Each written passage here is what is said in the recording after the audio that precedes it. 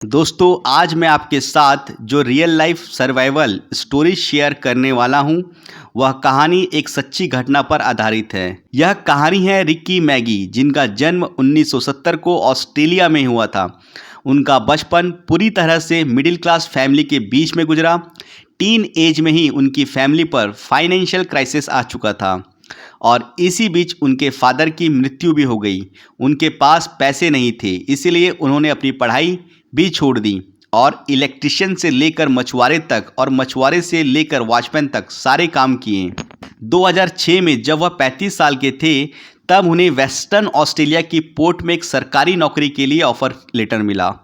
इस ऑफर को रिकी गंवाना नहीं चाहते थे, इसीलिए रिकी उस जॉब को हासिल करने के लिए वेस्टर्न ऑस्ट्रेलिया में जाना चाहते थे और वे ईस्टर्न ऑस्ट्रेलिया में रहते थे। फ्लाइट से जाने के लिए उनके पास पैसे नहीं थे, इसीलिए उन्होंने रोडवेज से वेस्टर्न ऑस्ट्रेलिया को जाने का फैसला किया। रिकी ने रेगिस्तान के रास्ते से जाने का फैसला किया। उनके पास इस सफ़र में जाने के लिए पैक फूड, पानी और गाड़ी का पेट्रोल ख़त्म हो जाने पर एक्स्ट्रा पेट्रोल भी था। मतलब कि रिकी अपनी जर्नी के लिए पूरी तरह से तैयार थे। रिकी जब वेस्टर्न ऑस्ट्रेलिया के लिए रेगिस्तान से अपनी गाड़ी से जा रहे थे, तब रिकी को रेगिस्तान में 3 अन्य लोग मिले जो रिकी की तरह रेगिस्तान में सफ़र कर रहे थे और उनकी गाड़ी खराब हो चुकी थी। इसीलिए रिकी ने इंसानियत दिखाकर उनको लिफ्ट ऑफर किया, लेकिन उन तीनों ने रिकी को किसी तरह से ड्रग्स देकर बेहोश कर दिया और जब उनको होश आया तब उन्होंने अपने चारों ओर देखा तो उनको सिर्फ रेगिस्तान ही दिख रहे थे और पानी का कोई भी नामो निशान तक नहीं था। उन्हें कुछ पता नहीं था कि वो कहाँ पर है। सर पर सिर्फ सूरज की तपती हुई धूप थी, जिसका तापमान 46 डिग्री के आसपास था। उसके बाद उन्होंने खुद को चेक किया तो उनके पैसे, मोबाइल और बाकी का सब कुछ सामान चोरी हो चुका था। उन लोगों ने रिकी के पैर के सूज तक चुरा लिए थे और रेगिस्तान में रिकी को एक जिंदा लाश बनने के लिए छोड़ दिया था। ऐसी स्थिति में उसके पास सिर्फ 2 ही चॉइस थी। पहला, या तो वो किसी दिशा में चला जाए और जीने की कोशिश करता रहे, दूसरा वहीं पर पड़ा रहे और अपनी मौत का इंतज़ार करे। दोस्तों, रिकी ने पहले वाले ऑप्शन को चूज़ किया और वह एक ही डायरेक्शन में चलने लगे।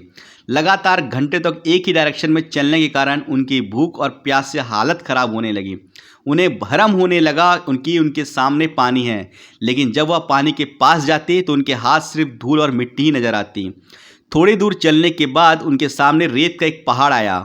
उसके ऊपर चढ़ने के बाद उन्होंने एक सीजनेबल नदी दिखाई दिया। पहले तो उनको अपने आंखों पर विश्वास नहीं हुआ, लेकिन वे जीने का एक भी मौका नहीं छोड़ना चाहते थे।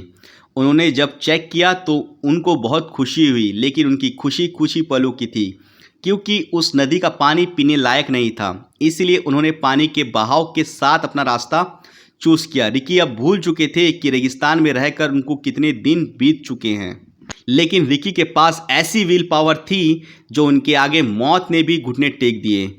उन्होंने खुद को जिंदा रखने के लिए हर संभव प्रयास किया। उनके पास रात को ठंड से बचने के लिए कपड़े नहीं थे, तो वह गुफाओं का सहारा लिया करते थे। उन्हें छोटे छोटे गड्ढे में पीने के लिए पानी मिलता था और अगर कभी पानी नहीं मिलता तो अपना खुद का पेशाब पीना पड़ता था। बहुत दिन गुजर चुके थे और हालत बद से बदतर हो चुकी थी और उनका वजन भी बहुत ज़्यादा कम हो चुका था। अब रिकी की बॉडी भी जवाब देने लगी थी, लेकिन अंदर से एक और आवाज़ उनको यह कह रही थी कि रिकी, तू कहीं ना कहीं इस रेगिस्तान से जिंदा बाहर निकल सकता है। और खुद को जिंदा रखने के लिए उन्होंने सांप, कीड़े मकोड़े और पता नहीं क्या क्या खाए। रिकी के अंदर यह उम्मीद और हौसला था और इसी उम्मीद और हौसलों की बदौलत वह रेगिस्तान से बाहर निकलने का रास्ता ढूंढते हुए एक दिन बिरंदू कैटल स्टेशन तक आ गए। मार्क क्लिपर्ट उस स्टेशन के मैनेजर थे। इन 72 दिनों में रिकी ने बहुत कुछ सहन किया, जिनकी वजह से उनकी बॉडी बहुत ज़्यादा कमज़ोर हो गई थी। रोड ट्रिप पर निकलने से पहले उनका वजन 106 केजी था और 72 दिनों बाद उनका वजन सिर्फ 48 केजी का हो गया था। वह पूरी तरीक़े से कंकाल बन चुके थे। उन्हें देखकर उस स्टेशन के मैनेजर को भी शॉक लगा था। दोस्तों, उस रेगिस्तान से निकलने के बाद और खुद को फिर से रिकवर करने के बाद रिकी ने खुद के लाइफ पर एक किताब लिखी जिनका नाम लेफ्ट फॉर डेड। दोस्तों, इस सिचुएशन में उनके पास दो सबसे बड़ी चीज़ थी, पहला विल पावर और दूसरा जीने की इच्छा। दोस्तों, अगर आपकी लाइफ में कभी कुछ बुरा हो रहा हो तो इस कहानी को ज़रूर याद कर लेना। तब आपको रियलाइज़ होगा कि आपकी सिचुएशन रिकी के सिचुएशन से कितनी बेटर है और कितना ही बुरा हो सकता है। उनके पास कुछ ना होते हुए भी वो अकेले 72 दिन रेगिस्तान में गुजार दिए। दोस्तों, अगर आपको यह कहानी अच्छी लगी हो तो प्लीज़ इस स्टोरी को लाइक कीजिएगा और इस मेरे चैनल को सब्सक्राइब कीजिएगा।